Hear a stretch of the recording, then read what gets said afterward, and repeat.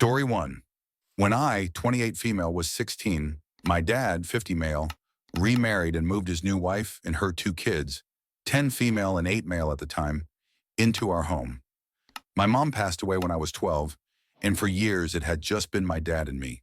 I was devastated when he started dating so soon after my mom's death, but I wanted him to be happy.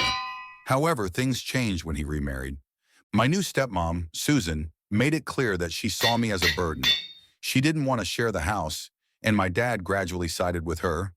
Over a few months, my room was needed for her kids, and I was moved into a small storage room. My belongings were boxed up, and I wasn't even allowed to keep personal items in communal spaces. Then at 17, my dad told me I was old enough to move out because I didn't fit in with the new family dynamic. I had to move in with my aunt. My aunt was my saving grace. She helped me finish school, supported me through college, and I now have a stable career. I bought my own home last year, and for the first time, I felt like I had a real sense of security. My relationship with my dad has been distant. He reaches out occasionally, but it's surface level, and we never really address the past. Fast forward to now, my dad called me out of the blue saying his family is struggling financially. Susan lost her job, and they're behind on their mortgage. They might lose their house. He asked if he, Susan, and her 2 kids, now adults, could move in with me temporarily while they figure things out. I said no. When I refused, he exploded, calling me ungrateful and selfish. He said I owed him for raising me. I reminded him that he kicked me out as a teenager and chose Susan's family over me. He hung up, but now I'm getting messages from his side of the family calling me heartless. My aunt is firmly on my side, but the guilt is eating at me. Update 1, I decided to call my dad back. I wanted to see if he'd acknowledge what happened all those years ago. He didn't. When I brought up being kicked out, he dismissed it as a tough decision he had to make. He said I was old enough to handle myself and that I'm being immature for holding on to a grudge. I asked him why I should sacrifice my home and stability now when he wasn't willing to do the same for me back then. He said it's different because Susan and her kids are his real family. That broke me. I ended the call and blocked him. I also told the extended family members harassing me that they're welcome to house him if they feel so strongly. My aunt said she's proud of me for standing my ground. Update 2. It's been a few weeks and I have some closure. I learned from my cousin that my dad and Susan ended up moving in with her parents, Susan's family. Apparently, they're not happy about it because her parents are elderly and their house is already cramped. My dad reportedly complained about me abandoning him during their first night there. My cousin shut him down, saying, "You abandoned her first." I've started therapy to work through all these feelings. Cutting off my dad wasn't easy, but it was necessary. For the first time, I feel like I can breathe. My aunt and I celebrated by baking cookies, something my mom and I used to do together. It felt like I was reclaiming a little piece of myself. Story 2. I, 32 female, work as a project manager at a mid-sized tech company. About 6 months ago, we hired a new team member, Mark, 29 male, to help with some of the back-end development. On paper, Mark seemed perfect. He claimed to have a degree in computer science and over 5 years of experience in similar roles. But from the very beginning, things felt off.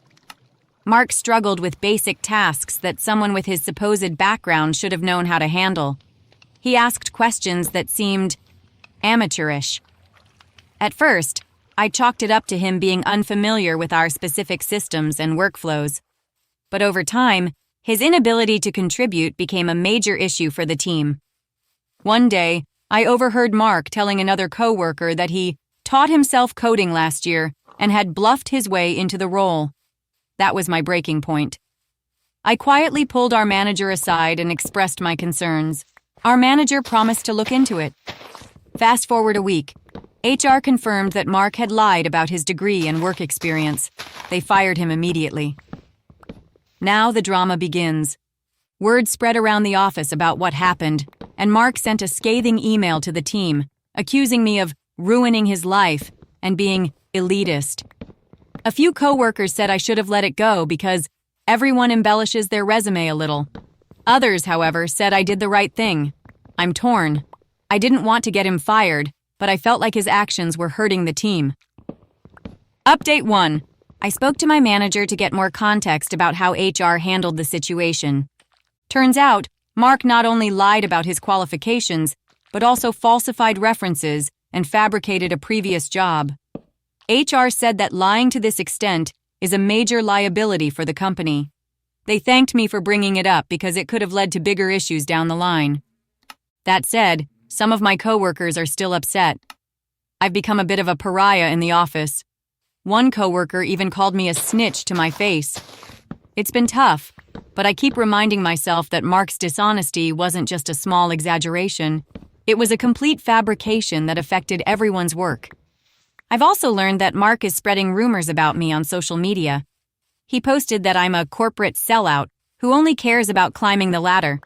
I haven't engaged, but it's frustrating knowing that people might believe him.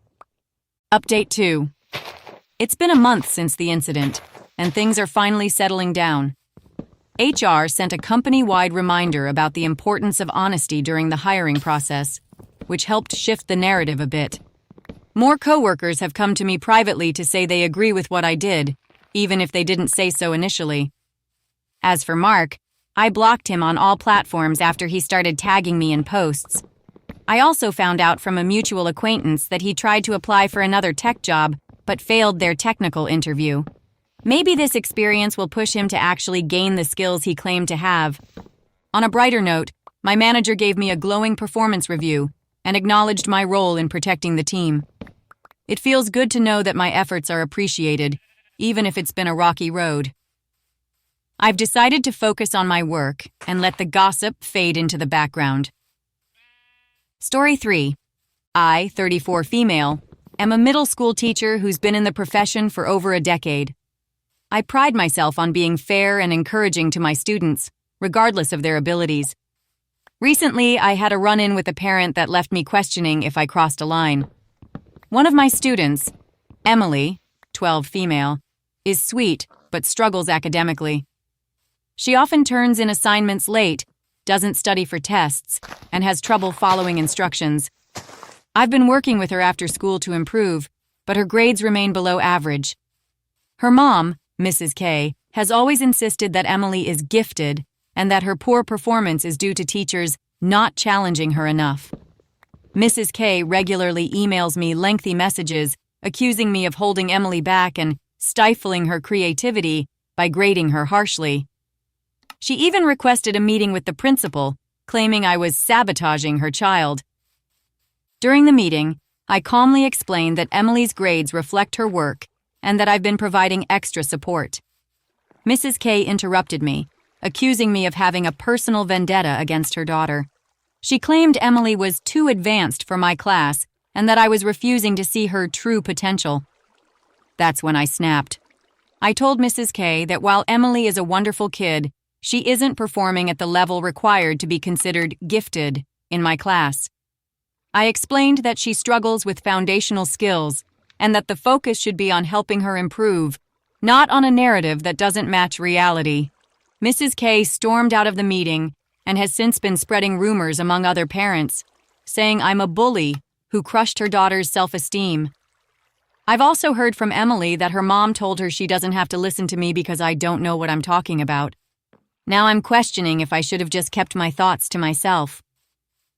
Update 1. I reached out to my principal to clarify what happened and ensure we're on the same page. Thankfully, my principal has my back. She said I handled the situation professionally and that Mrs. K has a history of similar conflicts with other teachers. To address the rumors, the principal sent a letter to all parents reminding them that the school's priority is fostering growth in every student, not labeling them. This helped clear the air, and a few parents even reached out to apologize for believing the gossip. As for Emily, I had a one-on-one chat with her. I reassured her that I think she's capable of improvement and that my goal is to help her succeed. She seemed receptive, but she also mentioned that her mom keeps telling her I'm the problem. It breaks my heart, but I'll keep doing my best to support her. Update 2. It's been a month, and things have settled down. Mrs. K requested that Emily be moved to another teacher's class. While I was initially disappointed, I understand her reasoning. The new teacher has a more relaxed approach, which seems to suit Mrs. K's expectations better. Surprisingly, Emily recently stopped by my classroom after school. She told me she missed our sessions because you actually helped me. It was bittersweet. I told her my door is always open if she ever needs help. On a brighter note, I've received overwhelming support from other parents and staff. A few even nominated me for a district teaching award, which was unexpected and deeply touching. This experience has reinforced my belief that being honest, even when it's uncomfortable, is part of being a good teacher. Story 4. I, 30 male, am the head chef at a moderately upscale restaurant. I've been working in the culinary field for over 10 years, and I'm proud of the food I create. My restaurant has a steady stream of regular customers who enjoy our signature dishes, and I always try to keep the atmosphere friendly and welcoming. A few days ago, a customer, let's call him Dave, 40-ish male, came in with his partner for a dinner reservation. From the start, he was a bit difficult. He ordered a dish that I know is one of our most popular, but he didn't like the idea of some of the ingredients and immediately began questioning the preparation method when the dish arrived. I politely explained the ingredients and preparation process, but he continued to pick apart the dish. I was a little taken aback, but I didn't let it get to me. Then, about halfway through the meal, Dave started loudly criticizing the food, both his dish and the dishes of others at the table.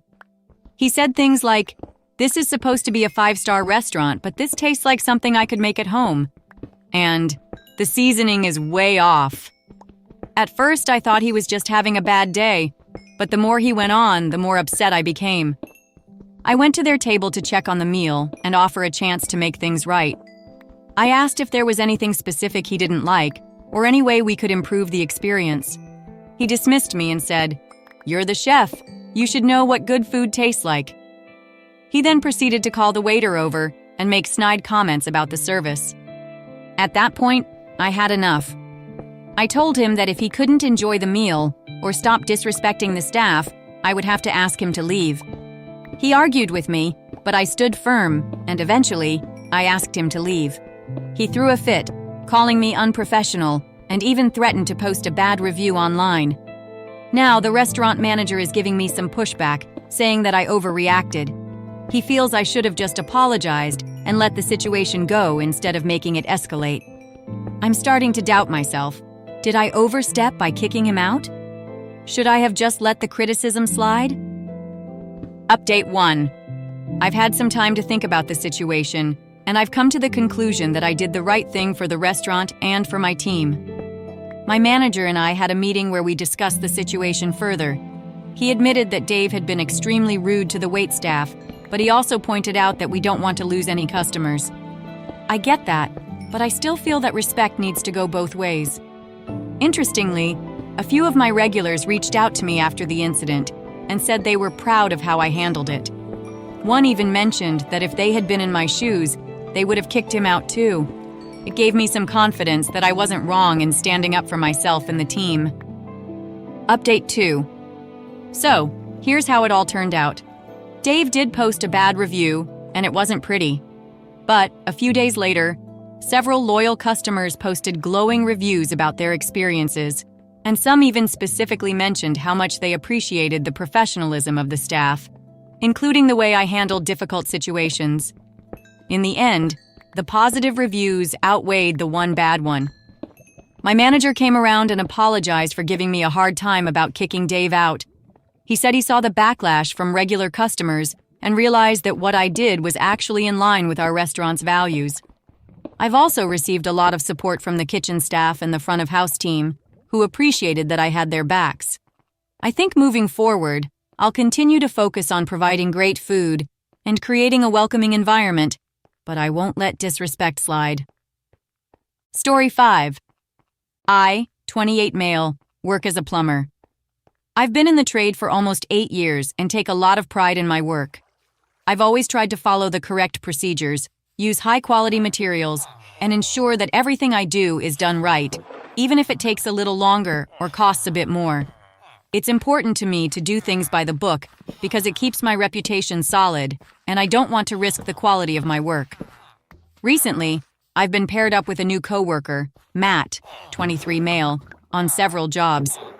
From the beginning, I noticed that Matt was a bit more focused on finishing the job quickly and didn't seem as concerned with doing things the proper way. For example, on one job, he suggested we use a cheaper pipe material that doesn't meet the required code.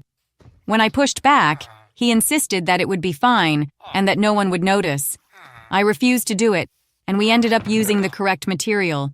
But I couldn't help feeling frustrated that he was even suggesting it. The more we worked together, the more I realized he was cutting corners all the time, skipping steps in the installation process, rushing through tasks without double-checking things, and using low-quality parts to save time and money. On one job, he even suggested that we skip checking the pressure in a system to save time, despite it being a critical safety measure. I refused, and the pressure testing revealed a small leak that could have been dangerous if left unchecked. I tried to talk to him about the importance of doing things the right way and why shortcuts aren't worth it in the long run. I told him that cutting corners can damage our reputation and that it's not just about getting the job done, but getting it done well. He brushed me off, saying that the customers didn't care as long as the job was finished quickly. The last straw came when Matt suggested that we skip securing some piping to save time, claiming it would hold just fine. I was furious. If we had gone with that plan, it could have been a disaster. I told my supervisor about the situation, explaining that I couldn't work with Matt anymore because his approach to plumbing was compromising safety and quality. My boss told me that I needed to work through it and that not everyone has the same standards, but I should try to be more patient and work together. I don't think I can keep doing that without putting my name and my career on the line. I've been in this trade long enough to know that cutting corners isn't worth it, and it could lead to serious problems down the line, both for us and our clients. Some of my coworkers think I'm being too harsh and should just let Matt learn his way, but I feel like I can't afford to compromise on quality.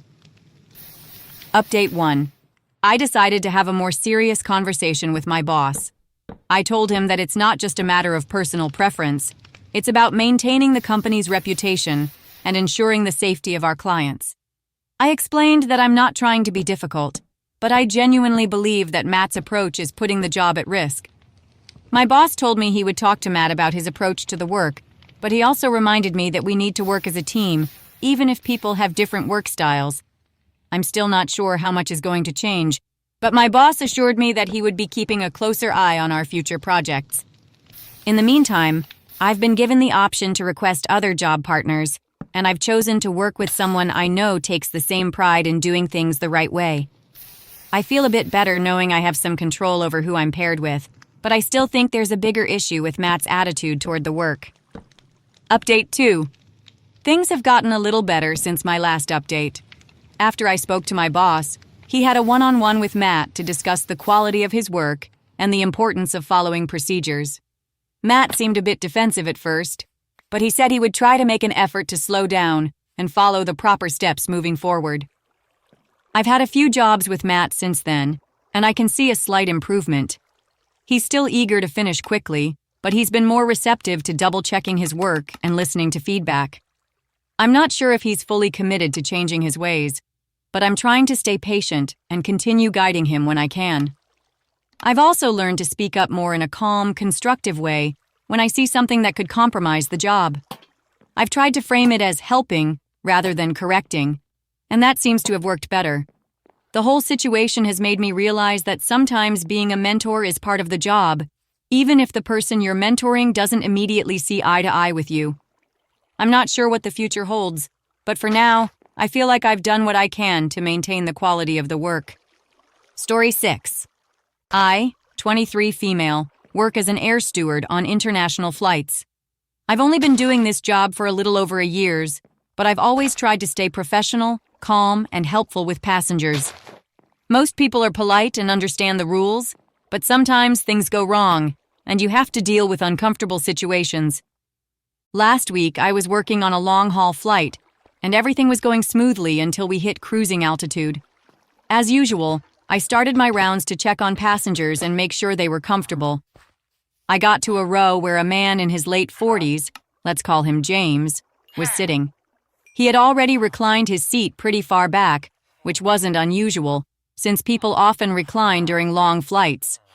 But this time, the person sitting behind him, a woman, let's call her Samantha, looked really uncomfortable. I noticed Samantha was trying to get her attention, so I stopped to check what was going on.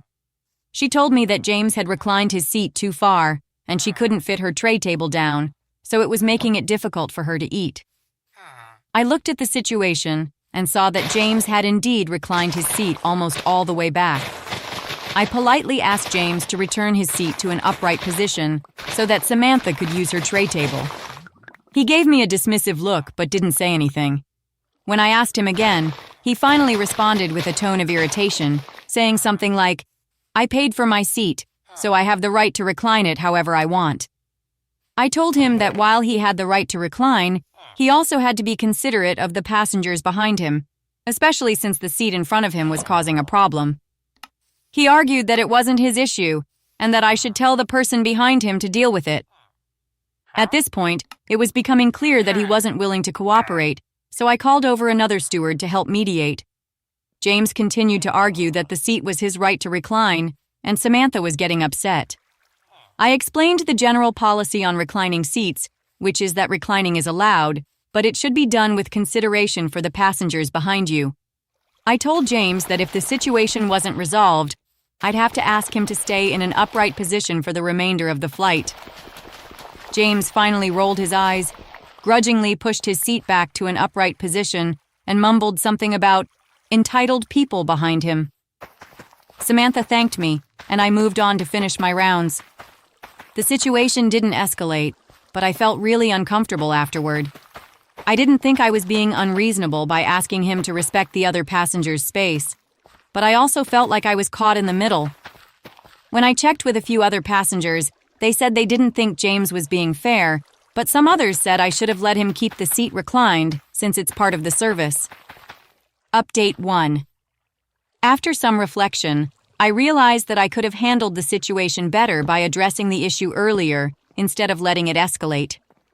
I think I could have also been more assertive with James when he first started arguing. A lot of people pointed out that while reclining is a right, passengers should always be mindful of others, especially during meal service. I decided to talk to a couple of senior crew members about how we handle these situations, and they said that it's fine to ask passengers to adjust if it's causing a clear issue with another passenger. I did get some negative comments from fellow crew members who thought I should have just left it alone, but the general consensus seems to be that it's our responsibility to make sure passengers are comfortable and follow basic etiquette. Update 2. So, after a few days, I had another flight with a similar situation. This time, the passenger in front of a woman with a tray table reclined his seat back during meal service, and I could see that the woman behind him was starting to get frustrated. This time, I handled it a bit differently. I walked up to the man and politely explained that his seat being fully reclined was interfering with the person behind him's ability to use the tray table. I didn't ask him to put it upright immediately, but I asked him to adjust it a little, just enough for the passenger to be able to eat comfortably. The man actually apologized and adjusted his seat without any issues. I was glad it was handled more smoothly this time. I guess learning from past experiences helped. As for James, I've heard from some of the other crew that he's made complaints about me since that flight. Apparently, he told them that I was too pushy and that I had no business interfering with the reclining of his seat. But honestly, I think I did the right thing. I don't regret how I handled it, even if it didn't sit well with him. Story 7. I, 27 female, and my boyfriend, 28 male, have been together for 3 years. We've had our ups and downs like any relationship, but overall, things were going well. We had discussed moving in together, future plans, and everything seemed to be progressing smoothly. A few weeks ago, I had a really rough week at work. I was stressed, overwhelmed, and feeling burnt out. I didn't feel like I was getting enough support from my partner, but I didn't mention it because I didn't want to burden him with my problems. Instead, I just started to pull back a little bit emotionally, and I was distant in our conversations. He noticed, of course, and started asking if something was wrong. I kept saying I was fine, but eventually, I admitted that I was feeling stressed. I also mentioned that I felt like he wasn't really supporting me in the way I needed. I told him that I just wanted him to be more understanding, especially when I was going through a rough time. He immediately became defensive and told me that I was overreacting. He said, "You always think I don't care, but I do. I don't know how much more I can do if you're not going to communicate with me." I tried to explain that I didn't want to dump all my stress on him, but I just needed him to be more present and supportive. He responded by saying, "It's not my job to make you feel better. You need to learn how to handle your stress on your own." I was really hurt by that response. I felt like he didn't care about me or my needs. It made me question if we were compatible in terms of emotional support. It felt like he was more focused on defending himself rather than trying to understand where I was coming from. I spent the next few days thinking about everything, and I realized that maybe we weren't in the right place for each other anymore. We'd had similar issues before, and it seemed like we were stuck in a pattern where I wasn't getting the emotional support I needed, and he didn't seem willing to compromise or change. So I decided to break up with him. I told him that I didn't think we were right for each other, and that I needed to focus on myself. He was really surprised and upset, asking me what went wrong, and if there was anything he could do to fix it. I explained that it wasn't just about the one argument, but the overall pattern of us not being able to communicate or support each other in the way we needed. Now, a few weeks later, I feel conflicted. I know breaking up was the right decision for me, but I still feel guilty. I wonder if I overreacted, especially since he seemed genuinely surprised and hurt. I didn't want to hurt him, but I also didn't want to stay in a relationship where I wasn't getting the emotional support I needed. Update 1. After thinking about it, I realized that this wasn't just about the one argument. It was a culmination of smaller issues that had been building up for a while. A lot of people mention that emotional needs are just as important as any other part of a relationship, and that made me realize I wasn't wrong for wanting more emotional support. I did reach out to my ex after the breakup to explain myself more clearly and apologize if I didn't give him enough context or if I hurt him. I explained that I wasn't breaking up with him because of one incident, but because I had felt unsupported for a long time, and that I needed to take care of my own mental health. He responded by saying that he understood, but still felt hurt. We talked for a while, and I think we ended on a good note. It was a hard conversation, but I'm glad I did it because I felt like I gave him the closure he deserved. I also felt more at peace with my decision afterward. Update 2. Since we've broken up, I've been focusing more on myself, doing things I enjoy, spending time with friends, and really reflecting on what I want in a future relationship. I also realized that I wasn't wrong to want someone who can offer emotional support and be there for me during tough times. I've been having a lot of great conversations with friends and family, and they've all been supportive. It's been a relief to feel like I can be myself without the pressure of trying to make a relationship work when we're not on the same page. I'm starting to feel more like myself again. As for my ex, I haven't heard much from him. I think he's been processing things in his own way, and I hope he's doing okay. I don't regret reaching out to him after the breakup to explain myself, and I think it gave us both a sense of closure. I'm looking forward to the future, and while it's been hard, I feel more empowered and clear-headed now. Story 8. I, 29 male, am a personal trainer at a gym, and I've been working with clients for about 5 years. My job is to help people reach their fitness goals, and I take it seriously. I try to form good relationships with my clients and create personalized workout plans that are challenging but also achievable. A couple of weeks ago, I started working with a new client, Mark, 34 male, who came to me with the goal of losing weight and getting in better shape. He seemed committed at first and asked for an intense training regimen, so I put him on a strict program that included both strength training and cardio, along with a specific nutrition plan. I emphasized the importance of following the nutrition guidelines to see results, and Mark agreed he was fully committed. Over the next few sessions, I noticed something odd. While I was always there to support him during workouts, I began noticing that he wasn't sweating as much as usual and wasn't getting the same intensity out of the workouts I was assigning. I decided to ask him how his nutrition was going, and he assured me that he was sticking to the plan. However, during one of our sessions, I had him do a few exercises that required a lot of energy, and I noticed him quickly sneaking a protein bar from his bag when I wasn't looking. It was one of those bars that are clearly not part of his prescribed plan. I let it slide for the moment, thinking I might be mistaken. But then I saw him do it again during the next session, hiding the food under the bench when I was setting up the equipment. At that point, I decided to confront him. I asked him directly if he had been sticking to the nutrition plan. He got defensive and tried to deny it at first, but I pointed out that I had seen him eating something he shouldn't have been eating. He admitted that he'd been sneaking extra snacks and not following the plan because he felt like he was too hungry and didn't like some of the food choices. I told him that I couldn't continue training him if he wasn't going to follow the plan. I explained that personal training is a team effort, and if he wasn't committed to the whole process, then I couldn't justify continuing to give him my time and resources. He got upset and tried to argue that it was just a little snack and that he could still get results even with minor cheats. I stood my ground and said that part of my job as a trainer is to ensure my clients are following the plan and doing the work to achieve their goals. If he wasn't willing to follow through on his commitment, then I wasn't willing to continue training him. He left angrily, calling me too strict and a bad trainer. I understand that people struggle with sticking to a plan, but I also feel like he didn't take the process seriously and was undermining my expertise.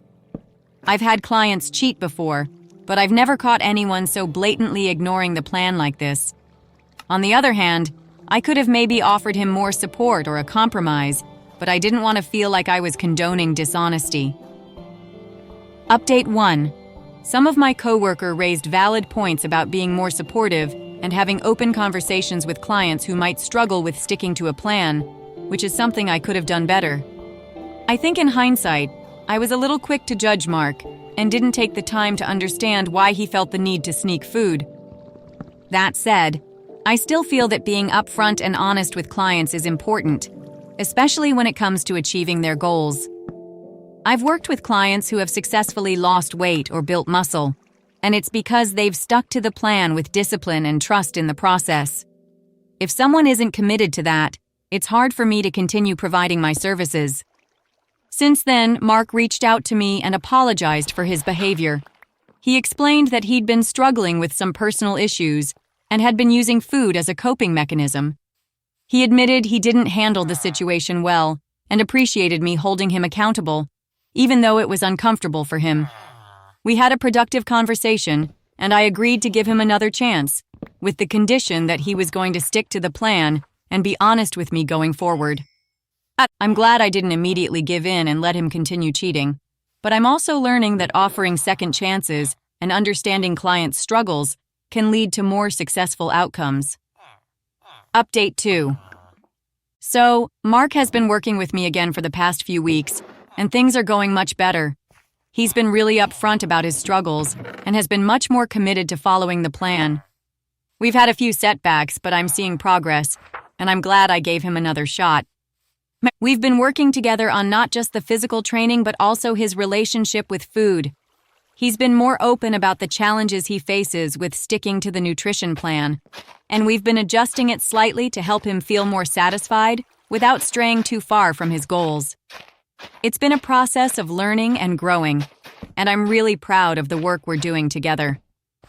I still stand by my decision to confront him when I caught him cheating, but I'm glad that I was able to find a balance between accountability and understanding. Story 9.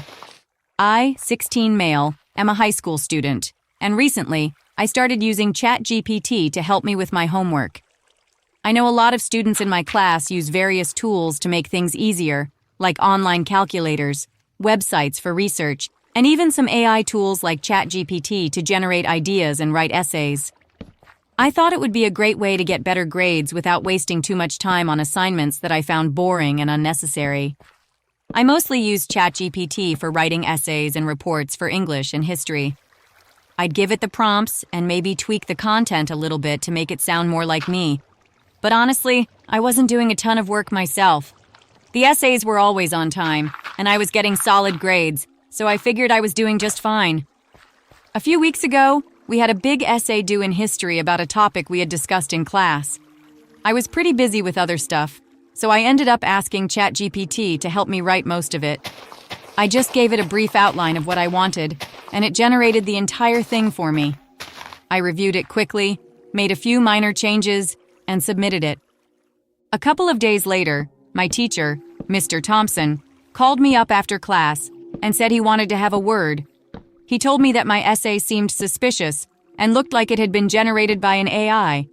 He said there were too many unnatural sentence structures, and the tone was a little too perfect compared to how I usually write. He asked me straight up if I had used AI to write the paper. I panicked and lied, saying that I just used some research sources and wrote the paper myself. Mr. Thompson wasn't convinced and told me that he was going to run it through a plagiarism checker and some AI detection software.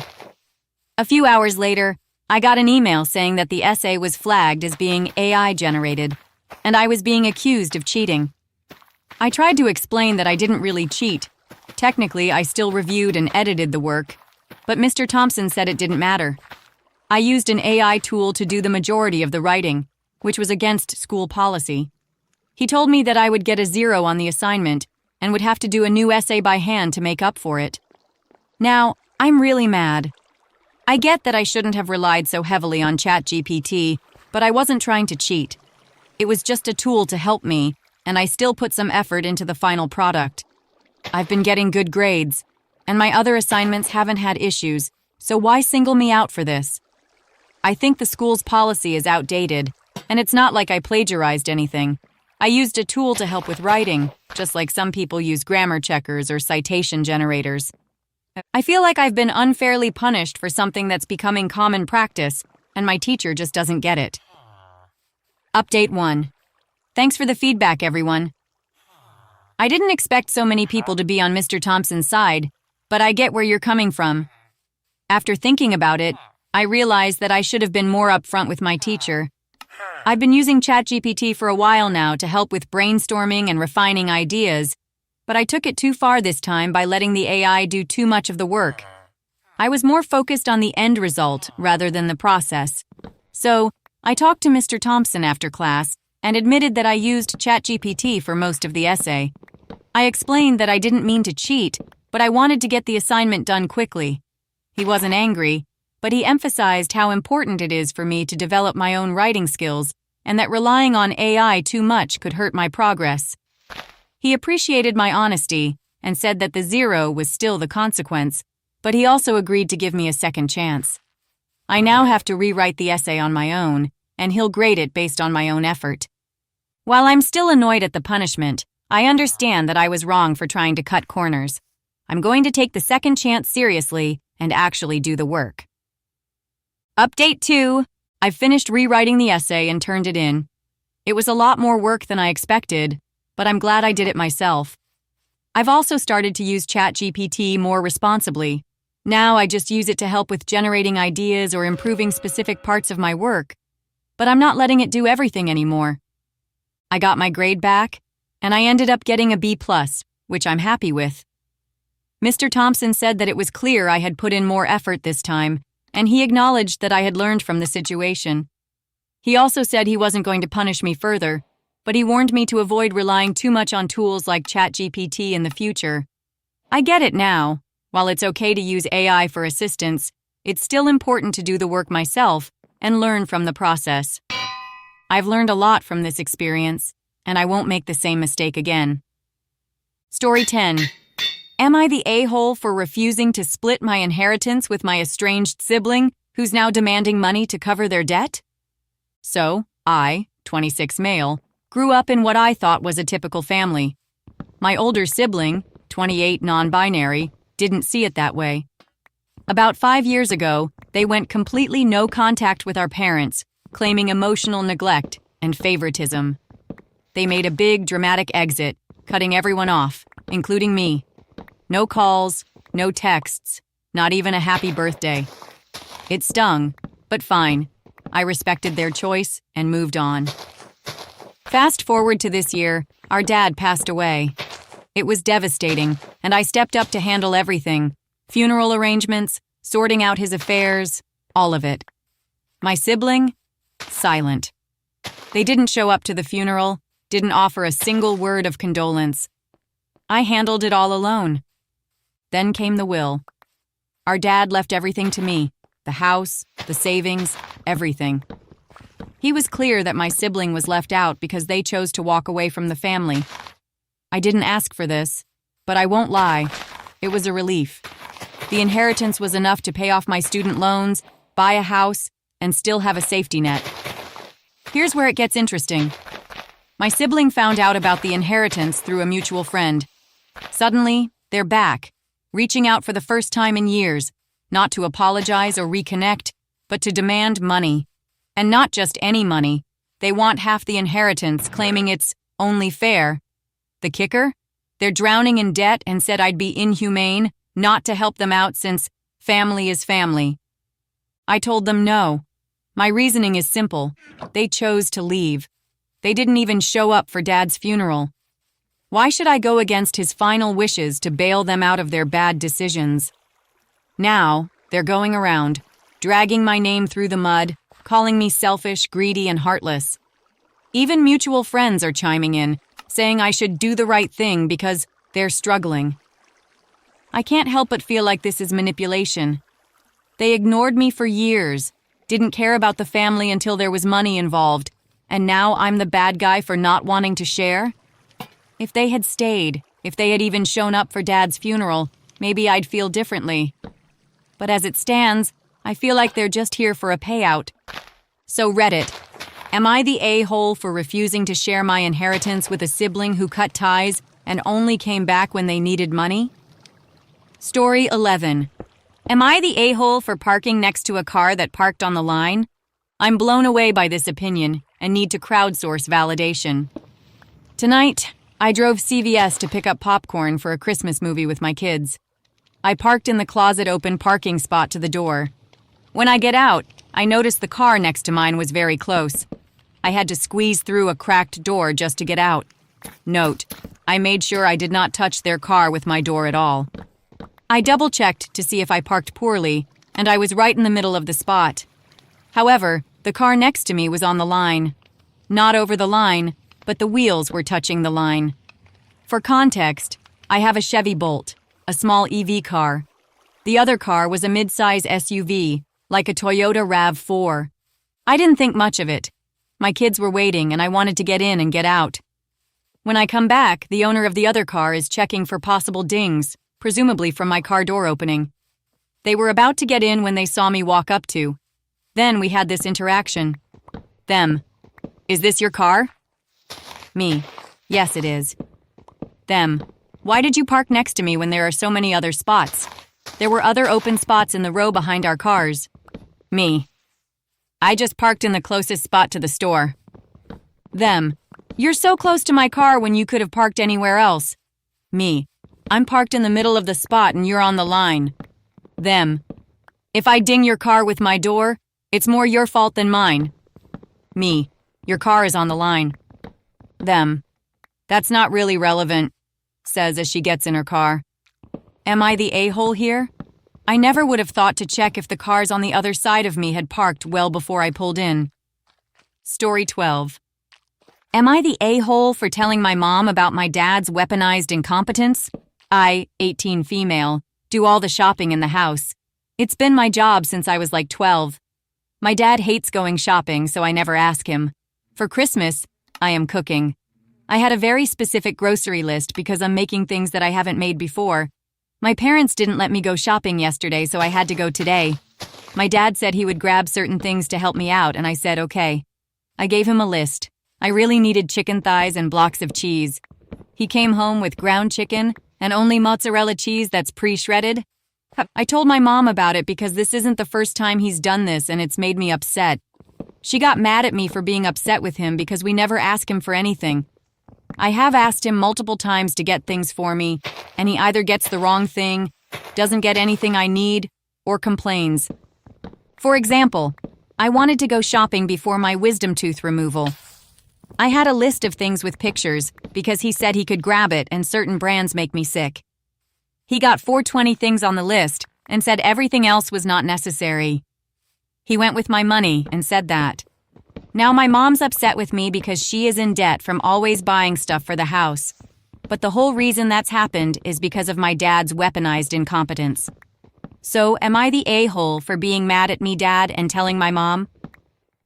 Story 13. Am I the a-hole here? My 17-year-old sister has ruined my Christmas break. So, I am a first-year college student. I'm a pre-nursing student who finished with good grades. If me saying I'm a first-generation student helps, then there it is. I have been home for about 2 weeks and have absolutely hated it. I'm back here with my fiancé, but other than that, I've had no real reason to feel happy being here. My family is very poor. I am fortunate enough to have a car because I am in college and live hours away. I have earned this car by respecting my parents and keeping up great grades while doing nearly every extracurricular activity offered in high school. My sister, on the other hand, has had 2 cars. The first one wasn't very nice, so it has some mechanical issues. The second one she crashed, and it is now totaled.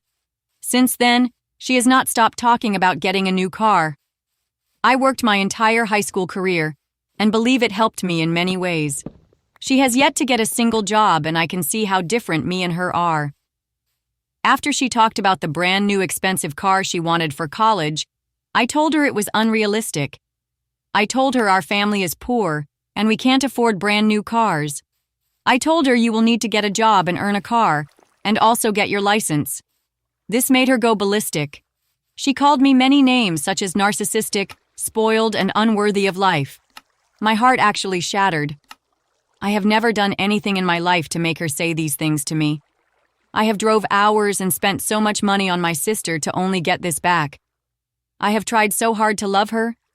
I just began crying after she told me these things outside of my grandparents' house. Later in the day, she has my car. I begin to panic because I do not trust her with my car. It's a 2017 Ford Escape, and it is my only source of transportation to college. If she wrecked my car, I'd have to buy a new one myself. I text her and ask her to come home, please, very politely. She then tells me she is busy and will not return my car. I continue to text her and politely tell her to return my car. The only thing she says next is, "I really wish you were dead." This happened around 30 minutes ago, and I still feel like I got shot in the heart. I've never felt so much internal pain in my life. It's also Christmas Eve, and my parents have done nothing to calm the situation. She talks to me, and my parents this same way, and I can't do it anymore. I left the house to go spend the night at my mother-in-law's house because I can't stand to see her after this. How am I going to open presents and give presents in the morning knowing that my sister thinks of me this way? I just wish I lived a different life at this moment and don't know what to do. She has not tried in school. She has done nearly nothing to respect my parents and has done nothing to prepare for her future. I just don't know what to do. Sorry for bad grammar. I'm crying in my bed, lol. Update. The car is returned, but I have not talked to my sister since. Story 14. Am I the a-hole for refusing to give my mom the only gift she wanted for Christmas? A little backstory. My sister has resented my existence pretty much since I was born. When I got pregnant with my oldest daughter, my sister became very controlling. She would demand to be at every obstetrician appointment and tried to demand we let her in the delivery room when only one person was allowed in beside me. Every first for my oldest had to involve my sister because she's never had a kid before. This is my first kid too, you know. My sister became obsessed with my oldest, to the point I believe she was borderline grooming her to believe that she was the mom and not me. My family and I relocated a couple months ago, halfway across the country. This decision came because my sister treated to call CPS on me for not allowing her to take my oldest over the entire summer break. She told me she'd have me lose custody of both kids. The reason I wouldn't let her take my oldest for summer was because she had literally just threatened to bring her pistol to my mom's house and put a bullet in my fiancé's head. We moved a few months back to get away from that toxicity. I figured this was the best option for us and decided to still keep somewhat a relationship with my sister. We would video chat almost daily. On my oldest's 5th birthday, my sister made a call to Child Protective Service. She claimed my fiancé and I were abusing my 5-year-old, and we were physically neglecting both children. She sent in a photo of my 2-year-old with chocolate ice cream on her face, because she'd literally just finished the ice cream, My sister saw her eating it, so she knew it was fresh, yet still took a screenshot and used that as evidence that I'm neglecting my kids because they're always dirty.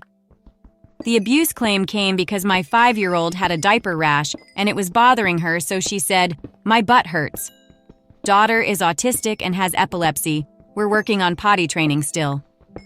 I know it was my sister who reported us because she bragged about it. And I know for sure this report was her being mad that we moved away.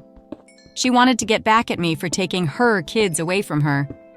I decided it was best to go fully no contact with my sister. She tried to hurt my kids and she hurt myself and fiancé pretty badly. To me, what she did was unforgivable. Today, with it being Christmas, I called my mom on Messenger so the kids could show her what they got and tell her Merry Christmas. The conversation went pretty well until the end, when she went into another room and asked me if I could do her a favor.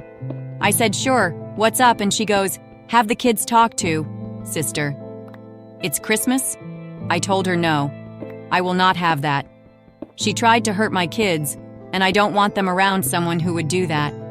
My mom started crying and going on about how it's Christmas, and it'd just be for a couple minutes, then we can go back to no contact. I told her that it was my daughter's birthday when she decided to try and ruin her life. My mom started crying and said she wanted to get off the phone, so we hang up. Last time my kids saw my sister since going no contact, they kept asking for 2 weeks about talking to her. This wouldn't be a one-time thing. This would be them begging and crying to see my sister and them not understanding why they can't. Was I being an a-hole here? This was the only thing my mom asked for Christmas this year. Story 15. I put massive effort into giving my boys and husband a great Xmas. I get 2 gas station candy bars and a phone charging cord. I said I felt unappreciated. Now I'm the bad guy. Basically the title. But this is a pattern in my family. I spend months and get each boy and my husband really thoughtful gifts and stocking stuffers that they always love. I love doing this for them. I make our home festive and plan everyone's favorite meals and make sure to tailor the festivities to what I know they like. Almost every single Christmas for the past 16 years, I get nothing. For a couple years, I would get stickers and candy in my stocking and maybe a hair clip from my sons and husband, but no actual presents. Twice my husband wrote on an index card stating he was going to take me to Ireland and somewhere in Alaska and put it on the tree, but he never did. 2 other separate years, my husband did get me a couple really nice gifts, but that was well over 10 years ago. Money is not an issue for our family. Mother's Day is also nothing. When the boys were younger, they would make crafts in school to bring home, but they are well past that age now. This year, I flew down to be with my husband's mother, who was very depressed and not doing well for Mother's Day. Husband said they would do something nice for me since I was going to be kind to his mom. And nothing. I mentioned it a couple months later. He said they would absolutely do something nice for me and were working on it. The boys said the same and nothing. For Father's Day, we took a huge boat trip and went camping for a week on an island and bought my husband new shoes, a new shirt, and a new jacket he had wanted. He loved it, and the boys loved shopping for it with me. My husband is a busy man with lots of juggle at his work. My boys are a lot. One is special needs, one is highly gifted, one is just a happy-go-lucky kid. It's a very stressful life. My husband provides well for us. He travels a lot for work, and I both work and go to nursing school full-time for the past 2 years. I carry the brunt of caring for the boys and managing the house. I asked my husband last week to please not give me gas station candy in my stocking again, but to please put some thought and effort in to a gift for me, and to please include the boys in doing something that would show me they understand I am worth putting a little effort into. He says they went to 2 stores to get me something, but one had a checkout line that was too long, and the other was closed. So they got nothing, and he put a couple 20s in my stocking, along with the 2 candy bars and charging cord. This isn't about not getting a fancy, expensive gift. This isn't about not getting what I want. For me, it's about people not even considering that I'm worth putting any effort into until Deck 24, and then not being able to get whatever last-minute idea they had because it's Deck 24 at 6 p.m. It's a pattern, like I said, and has been one for over 20 years. Birthdays, Valentine's Day, Christmas, Either nothing or he is very annoyed he has to do anything at all, and I get a begrudging dinner made by he and the boys at home for me. I'm so hurt. They see the effort and care I put into them. I have asked my husband to reciprocate so I can feel valued, and he just becomes unreasonably angry. Says there's no winning with me, and I'm never happy no matter what he does. He acknowledges it hurts me, says he'll do better, and then the exact same thing happens every time. I have asked him to model appreciation for the boys so that they will know how to celebrate and put effort into the people in their lives as they grow. He just gets so angry. Am I the a-hole here? As objectively as I can be about it, I don't think I am. And when I have talked to my husband about it, I have done so in a measured, reasonable way, without accusing or being rude, just telling him how I feel when there is such a massive difference in effort. But maybe my hurt feelings are clouding my judgment. Story 16. Am I the a-hole here for calling my 25 female boyfriend's 27 male dad to come pick me up after my boyfriend left me on the side of the road after his family's Christmas party? My boyfriend and I got in a fight after his family's Christmas party in my car. It was because I thought he had too much to drink and was slurring his words, and I didn't want him to drive. It escalated quickly. Every time I accuse him of being drunk, it goes south. Maybe I am too sensitive to it. I don't know. I don't drink at all. And I've never been drunk due to health issues. And then we were yelling at each other, and then he started screaming at me so loud my ears rang, and I still don't know what he said. I got scared, said F you, and got out of the car. I don't know why I said that, and I'm not proud of any of this. But as soon as I got out, he sped off. In my car, it's brand new, by the way. As soon as I get out, I realize I don't have my purse with my meds or my water bottle. I have a lot of health issues, POTS being one, and when I get stressed, it can trigger my fainting spells. And I need those things. This party was about 45 minutes away from our house, and I'm maybe about a 5-minute walk from the party house. So I start walking back to the party house. I check my boyfriend's location, and he is driving fast and already on the freeway. So I didn't think he was coming back. It's nighttime, and I'm on the side of the road by myself with nothing but my phone. I get a text from my boyfriend saying, "You can get an Uber," so I give up any hope I have he's coming back. For backstory, at one point I used to live with his mom and dad, and boyfriend for a short time, so I am close with them. His mom doesn't answer her phone usually, but his dad always does. I call him and tell him what happened, and he tells me to share my location, and he'll come get me. He does, and he takes me home, and it was the most embarrassing ride home I've had. I spent the whole time crying in the back seat and coughing and wheezing because I don't have my inhaler. He called my boyfriend on the way home and told him he's taking me home, and my boyfriend starts cussing on the phone, and his dad just tells him to stop. Boyfriend is calling me the whole ride home, and I'm not answering. I get home and he did unlock the door for me, so I go in the front door and straight to my car in the garage. And I sit in my car for about an hour working up courage to go inside and get some things to leave. I finally go inside and he's on the couch and says, "Just go to the room. I don't want to see you or talk to you after what you did." And I say, "What did I do?" And then tells me that it's because I called his dad to take me home. I feel like I've ruined my relationship. I don't know what else I could have done. I didn't have my purse with my credit card in it, and I don't have Apple Pay set up or a card saved in the Uber or Lyft app. I checked. I just feel like I messed up, and I'm feeling really sad and alone right now. Any advice would be appreciated. I'm sleeping in my car tonight. I don't have anywhere else to go, and I'm just feeling really guilty and embarrassed.